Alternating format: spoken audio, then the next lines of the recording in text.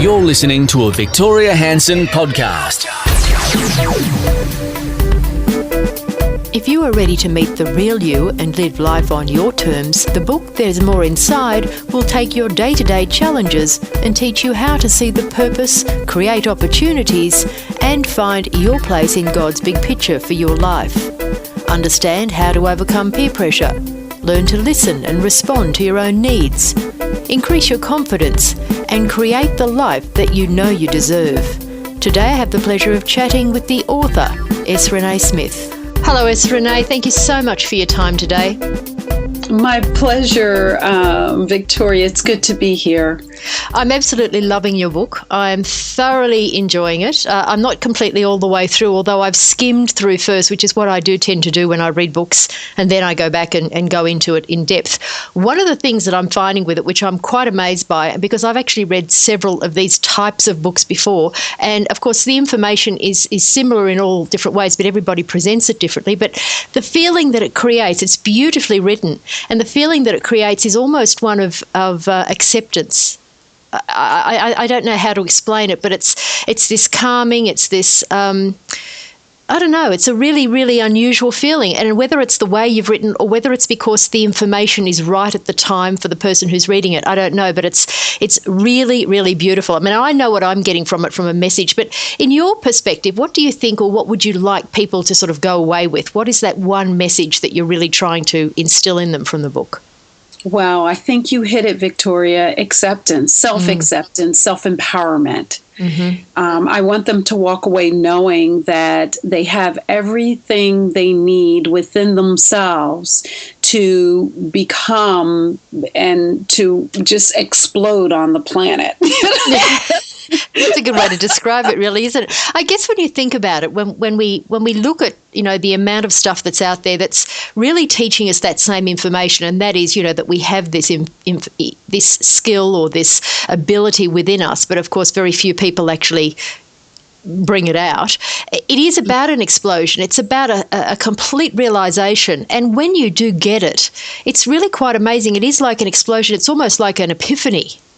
Oh, absolutely it is. And oftentimes what I share with people, you end up becoming the observer of your life, because certainly we are creators, and we're creators through our thoughts and behaviors. But as you mature and you evolve, then you put it out there, and then you observe it happening. And it's almost like you're like, wow, this is really me. Yep. It's almost, you cannot believe it's your life, but it is your life. You're absolutely right. It's really interesting. When you become more aware, and I'll use that word, and some people will call it enlightenment or whatever you choose, but when you become aware, you do become a witness, don't you? And then when you do certain things or certain things happen to you, the first thing you start to process and you look and you go, hang on a minute, why did that happen? Why did I react like that? And then you start to go inside and start to look at perhaps what the underlying reasons are for that reaction. Absolutely. And really what you get to is the root of what's driving your behavior. And once you understand what's driving your behavior, if you don't like it, then you can change it. But if you don't know what's driving it, then it'll continue to control you. Yeah. And So that's really ultimately too what There's More Inside hopefully leaves with the reader is that when you really understand who you are at the core, you know that sometimes the behaviors that you have doesn't necessarily reflect who you are, but when you get to that core, you begin to see driving forces that are so much powerful and so far beyond what you could ever imagine. And so beautiful, as you put it. No, you're absolutely right. It makes me, when I look then and interact with some people who clearly haven't got it or haven't recognized it yet, and it's very hard to explain to them how it can change your life. And, I've actually pushed books towards various people that I know who I know just aren't thinking that way. And they're blaming, everything that's going on around them for their situations. There's none of this acceptance of responsibility or whatever. What have you found with people who have read your book, or even that you've interacted with, perhaps haven't read the book yet? how do you change that within someone? I mean, what is the trigger?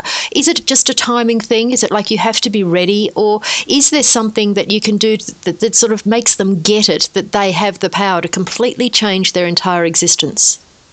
I think that it's both. One, the person has to be ready, because ultimately it's their space, and they have to be open to what's being said or what's being offered to them. So no one will, if they're not open, they won't take it. So that's the first step. They have to be open. The second piece is asking the right questions. When you understand where the person is as a coach, you can ask the right questions that opens them wider, open them more fully to who they are or who they're becoming in a fuller way. Mm-hmm. So once they open themselves up, and most of the time if they pick up the book or if they're listening to people like yourself who are disseminating information, they're at least open. They may not even know what they're open to. Yeah, exactly. But they're open, and when they feel it, it's like, that's it. That's it, because it's all internal. It's like, that's it. That's speaking to me at this time of my life. And that's what really, I think, helps people. And with the right person in their life to ask the right questions, that's when they just blossom. Yeah, it's quite an amazing thing to actually see that happen. I've noticed it with a few friends, and in fact, for some family members, that when they get it, it's like this light's just gone on, and it changes their whole physiology. Oh, absolutely. Absolutely. Because we have to remember that, I mean, even our mindset, I mean, it dictates our behavior, how we walk, how we stand, how we sit, how we think, how we act. I mean, all of it. So if you come to a higher level of awareness of who you really are, then it changes how you think, how you walk, how you act, how you talk. Yeah. It changes all of those things. I mean, you can tell where a person is just based on, where a person is internally based on how they present externally. Yeah, absolutely. And when you become aware yourself, that becomes so clear when you're looking at other people too. It clicks very, very quickly. Oh, absolutely. Yeah. Absolutely. You talk quite a lot in the book, which is natural, about self-image. And one of the questions I have, which is, still, I guess, plagues me, not plagues me in a bad way, but, is apparent for so many people that I meet, is that how important self-image is and how fragile so many people's self-image is. Oh, it is. When we realize that by the time we're 5, we've had so much negativity that has been thrown at us, and that is influencing how we see ourselves and how we see the world around us. When we understand that piece, then we're able to say, okay, how I see myself isn't really how I see myself. It's actually how others see me and how I see myself through other people's eyes. And so self-image is really learning to trust your opinion about yourself more than you trust other people's opinion about you. But oftentimes we don't have a chance. Unfortunately, society doesn't give us a chance to form our own opinion about us because we are inundated with these images of what's beautiful, what's right, what's wrong, what's good, what's bad, the list goes on. So once we understand that these images have influenced us, that we have internalized all that stuff, and that we have to really pull back the layers, just keep pulling back the layers. I often explain it as attachments. A spirit comes into this world. It's free. It's loving. It's open. It's just, beautiful. And, mama said something, dad says something, brother, sister, teacher, classmate, boyfriend, girlfriend, whoever. And these all attach themselves to us and weigh us down. And we begin to think that that's who we are. And once we unhook those things, it's like we can fly.